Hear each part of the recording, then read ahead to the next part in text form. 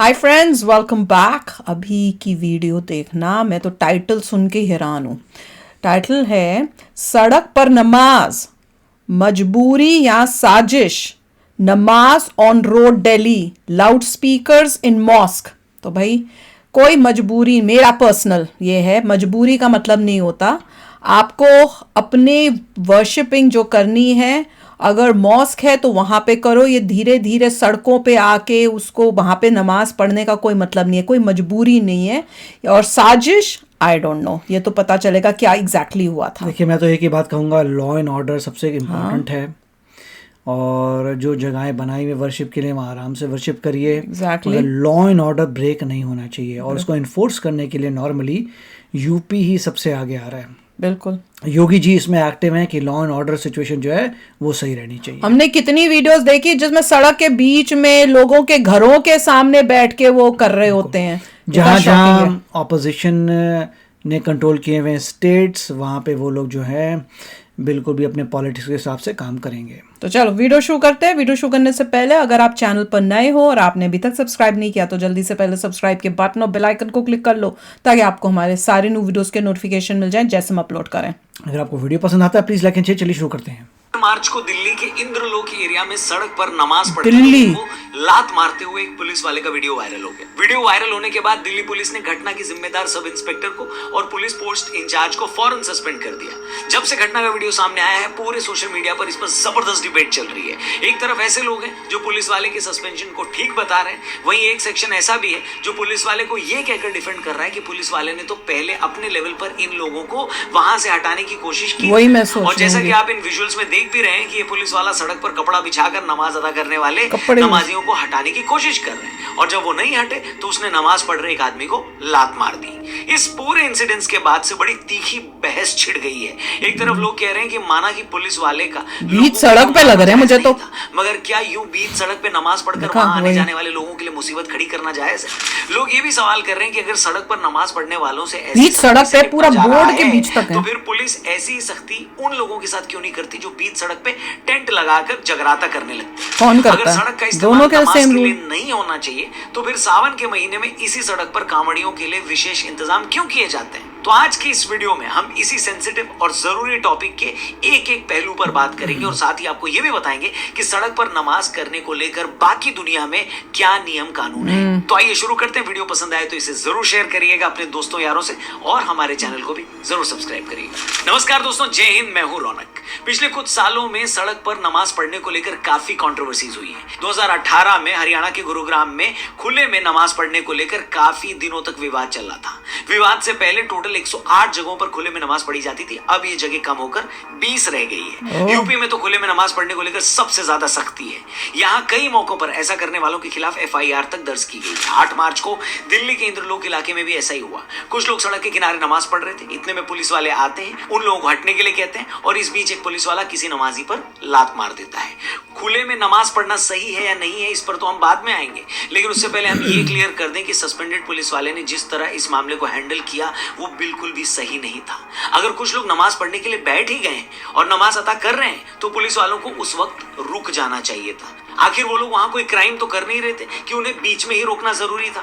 एक बार जब वो नमाज पढ़ लेते तब उन्हें समझाया जा सकता था कि आपको बीच सड़क पे ये नहीं पढ़नी चाहिए, इससे ट्रैफिक पर बुरा असर पड़ता है, और ये भी कहा जा सकता कॉमन था सेंस कि भी अगर है। दोबारा ऐसा करेंगे तो लीगल एक्शन लिया जाएगा।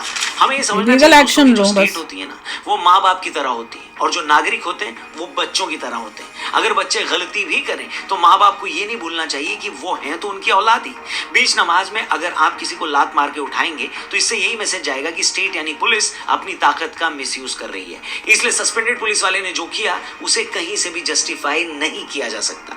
अब आते हैं दूसरी बात पर, जिस पर हमेशा से डिबेट चलती है, वो ये कि क्या सड़क पर नमाज अदा करनी चाहिए। जो लोग सड़क पर नमाज पढ़ने की वकालत करते हैं उनका आर्ग्यूमेंट ये है कि जिस तादाद में मुस्लिम आबादी बढ़ी है उसके हिसाब से मस्जिदें नहीं बढ़ी हैं। जुमे पर मस्जिदें फुल हो जाती हैं और कई बार नजदीकी मस्जिद बहुत दूर होती है, इसलिए उन्हें सड़क पर नमाज पढ़नी पड़ती है, और वो ऐसा हर रोज तो नहीं करते, सिर्फ जुमे पर करते हैं। वहीं जो लोग सड़क पर नमाज का विरोध करते हैं उनका कहना है कि ये सारी बातें बहानेबाजी है। कुछ लोग तो इंद्रलोक वाली घटना पर भी कहते हैं कि जहां लोग सड़क पर नमाज पढ़ रहे हैं उसके बगल में ही मस्जिद थी, थी। उस इलाके में 6 मस्जिदें और हैं। ऐसे में ये लोग सड़क पर नमाज अदा क्यों कर रहे हैं?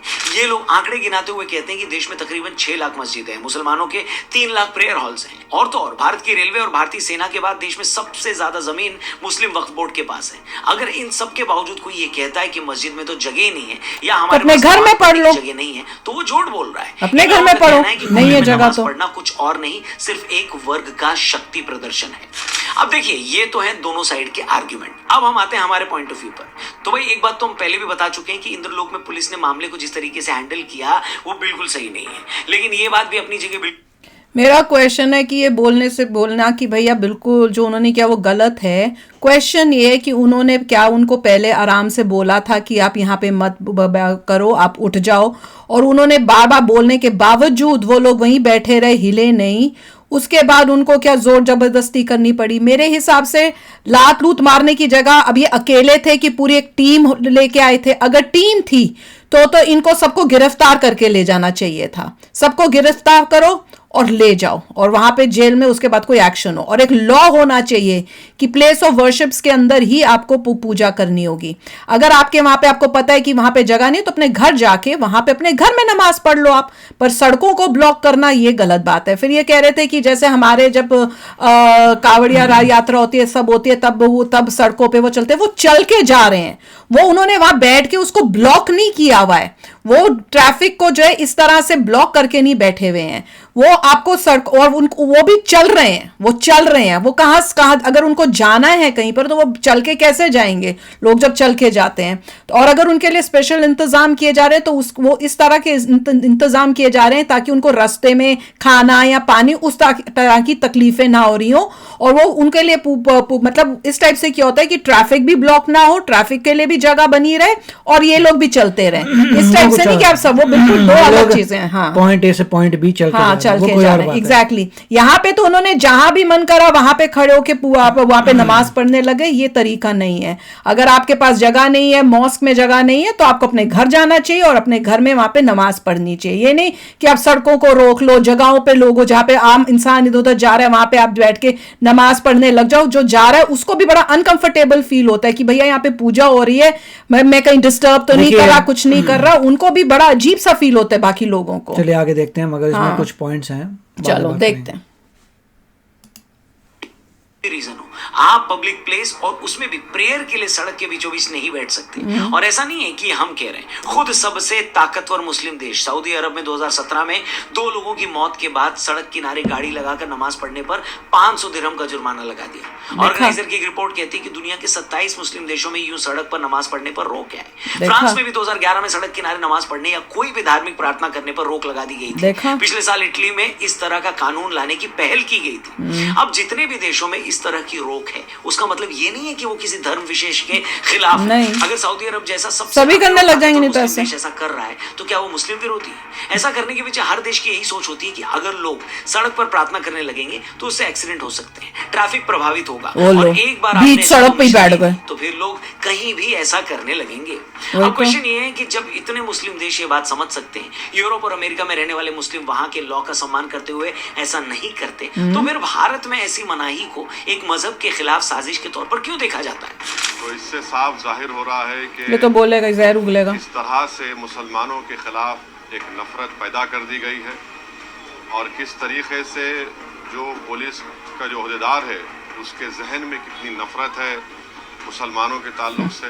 कोई भी सभ्य समाज, सिविल सोसाइटी नियम कानून से चलती है, न कि इमोशन से। सोसाइटी ठीक से फंक्शन करे इसके लिए कानून बनाने ही पड़ते हैं। इसलिए इस बात में तो कोई डिबेट नहीं है कि सड़क पर नमाज पढ़ने को एक्सेप्टेबल नहीं माना जा सकता। लेकिन यहीं से दूसरा सवाल भी निकलता है जो कि बिल्कुल जायज है, वो ये कि अगर सड़क पर नमाज पढ़ने से लोगों को रोका जाए तो फिर दूसरे धर्मों को भी सड़क पर किसी तरह के कार्यक्रम की इजाजत क्यों दी जाए?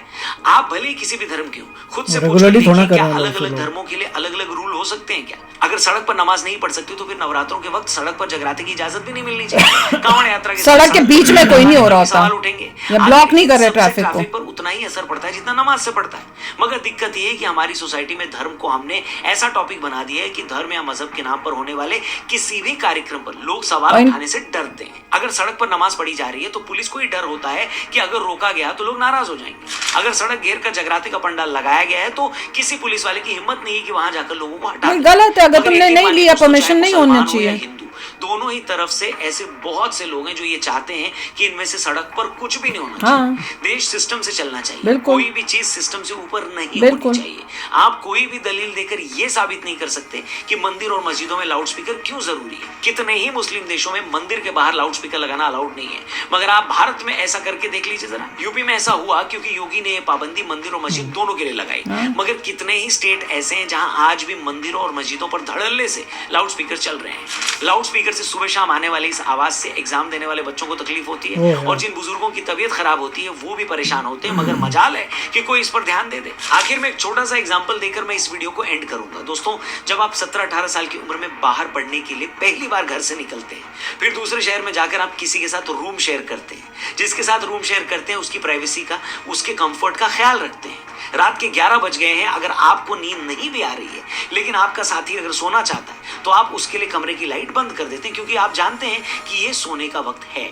किसी रोज अगर सुबह जल्दी उठ भी गए तो आप ख्याल रखते हैं कि ज्यादा शोर न करें ताकि साथी की नींद न खुल जाए। दोस्तों, मैं पूछना चाहता हूं कि जब एक 17-18 साल के बच्चे में इतनी समझ होती है कि किसी के साथ रहो तो कैसे उसकी प्राइवेसी की रिस्पेक्ट करनी है, उसकी कंफर्ट का ख्याल रखना है, अपनी किसी हरकत से उसे परेशान नहीं करना है, तो क्या इतनी समझ उन लोगों में नहीं है जो ईश्वर को याद करने के नाम पर मंदिरों और मस्जिदों के लाउड स्पीकर चलाकर लोगों को दिन रात परेशान करते हैं, जो सड़क घेर कर अपनी इबादत के नाम पर पूरा ट्रैफिक जाम कर देते हैं? मतलब आपके लिए आपके ईश्वर की प्रार्थना ज्यादा जरूरी है और आपकी वजह से हजारों लोगों को हो रही दिक्कतों की कोई वैल्यू नहीं है। मैं पूछता हूं, क्या एक धार्मिक आदमी, एक मजहबी आदमी सच में इतना स्वार्थी, इतना सेल्फिश होकर सोचता है क्या? क्या किसी का ईश्वर या अल्लाह उससे ये चाहेगा कि मेरी खातिर तुम दूसरे लोगों को परेशान करो? बिल्कुल नहीं। मैं पूछता हूं, जब ये बात इतनी सीधी और सरल है तो फिर इन लोगों को क्यों समझ नहीं आती? उम्मीद करते हैं कि जो भी लोग ये वीडियो देख रहे होंगे और खुद अपनी पर्सनल लाइफ में ऐसा करते होंगे तो शायद आज के बाद वो अपने तरीके और सोच बदल पाए। बाकी जिन्हें समझना है उनके लिए इतना ही काफी है, और जिनका मकसद सिर्फ कलेश करना है उनके पास बखेड़ा खड़ा करने की 10 वजहें और भी होंगी। बाकी आपकी इस मामले में क्या राय है कमेंट करके जरूर बताइएगा। आप इस मुद्दे पर क्या सोचते हैं प्लीज जरूर शेयर करिएगा, और ये वीडियो भी अगर आपको सही लगी हो तो इसे ज्यादा से ज्यादा लोगों तक पहुंचाइएगा, शेयर जरूर करिएगा। तो भैया आप भी बताना आपके क्या थॉट्स हैं। मैंने तो बीच में ही आपको बता दिया था मेरे क्या थॉट्स हैं, कि तभी इससे पता चलता है कितना इम्पोर्टेंट है कि यूसीसी जल्दी से आए, ताकि सबके लिए एक ही लॉ बना हो। भैया प्लेस ऑफ वर्शिप्स पे तुमको वर्शिप करनी है, बाहर कोई करने का मतलब नहीं बनता है। प्रॉपरली ये क्लियर हो जाना चाहिए, सबके लिए सेम रूल्स है। लाउड स्पीकर्स कोई नहीं लगा सकता, सबके लिए सेम रूल्स होने चाहिए। और रिलीजन तुम्हारा जो है वो तुम अपने घर में या प्लेस ऑफ वर्शिप में करो, ये नहीं कि आप बाहर आप उस वहाँ पे बैठ के आप पूजा कर रहे हो या आप अपनी नमाज पढ़ रहे हो। और अगर आपने परमिशन ली हुई है, प्रॉपर लॉफुल वे से परमिशन ली गई है, तब आप कर सकते हो, नहीं तो नहीं कर सकते हो। ये सिंपल स्ट्रेट फॉरवर्ड मेरा तो यही थॉट है। देखिए सिंपल कॉन्सेप्ट है, लॉ में ऐसा होना चाहिए कि कोई भी रिलीजियस इवेंट जो है ब्लॉक नहीं कर सकता ट्रैफिक को, रोड को आप ब्लॉक नहीं कर सकते, चाहे कोई हो। कोई भी रिलीजियस इवेंट्स में चाहे आप बोलें भैया हमारा ये फेस्टिवल आ रहा है, वो फेस्टिवल आ रहा है, हमें करने, आप नहीं कर सकते। कोई भी रिलीजन हो, कुछ भी हो, आप रोड को ब्लॉक नहीं कर सकते हैं।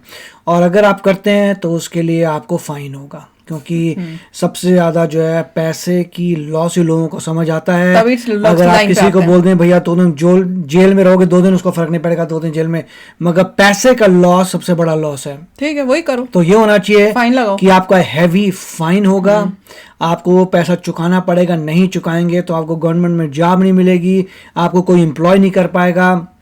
जो बैकग्राउंड चेक करेगा उसमें रिकॉर्ड आएगा आपका कि वायलेशन ऑफ लॉ, तो उससे आपको जॉब नहीं मिल पाएगी, कहीं काम नहीं होगा, कहीं उधार नहीं मिलेगा।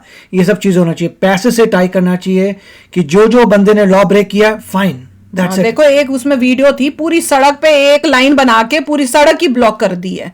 ये थोड़ी अगर कोई बच्चे कर रहे हैं तो बच्चों के पेरेंट्स से फाइन जाएगा, जो भी है, बट फाइन नहीं। ये तो थोड़ी कॉमन सेंस होनी चाहिए कि भैया आप सड़क पे करने का मतलब क्या? तो अगर आप सड़क पे हो गए तो क्या गाड़ियां आपके ऊपर से चढ़ के जाएंगी? किसी को टांग मारना भी गलत था। वो गलत था। अब ये पूछना चाहिए, पर हो सकता है कि इतना उनको बोल के कराओ, तो कैसे हटाए वो बंदा? ये भी पीछे बैकग्राउंड चेक होना चाहिए। या इतनी इतनी इन्फोर्समेंट आनी चाहिए थी साथ में, जो इनको पकड़ पकड़ के इनको हटाती। करेक्ट। कुछ इस टाइप से होना चाहिए था। क्वेश्चन ये कि इसका पीछे देखना चाहिए कि क्या करें। मुझे अगर मेरे हिसाब से अगर बाबा बताया जा रहा है हटो हटो और वो हट ही नहीं रहे, तो सिचुएशन डिफरेंट थोड़ी मानी जा सकती है। पर अगर आपने सीधे ही टांग मार दी तो क्या, मेरे को तो पता नहीं भाई। अब आप बोल ही जा रहे हो हटो हटो हटो और वो बस सुन ही नहीं रहे, तो अब अकेले आयो तो क्या अरेस्ट करो? तो वो भी प्रॉब्लम है। वही तो प्रिपेयर होके आना चाहिए जब ऐसी सिचुएशन हो, तो ज्यादा ध्यान से ज्यादा टीम के साथ आना चाहिए इनके ऐसी सिचुएशंस को हैंडल करने। पर ये भी देखो, लोगों में भी तो थोड़ी कॉमन सेंस होनी चाहिए कि कहाँ पे तुम भगवान जी के लिए प्रे करो। ये कोई जगह है प्रे करने की? इससे अच्छा तो अपने घर में ही कर लो तुम, वो बेटर फाइन बेस्ट है। आप सीधा जैसे वो नमाज खत्म करता है आप उसको अरेस्ट करिए, बोलिए भैया फाइन दो। हमारा बना हुआ है। तो चलो आप ही शेयर करना अपने थॉट्स। चलते हैं, मिलेंगे नेक्स्ट वीडियो में बहुत ही जल्द। Till then take care and bye bye. तो अगर आप मेरे इस चैनल पे नए हो तो जल्दी से सब्सक्राइब के बटन को हिट करो और बेल आइकन को क्लिक करो, ताकि आपको मेरा जब नया वीडियो मैं लगाऊं आपको उसके बारे में जल्दी से पता चल जाए।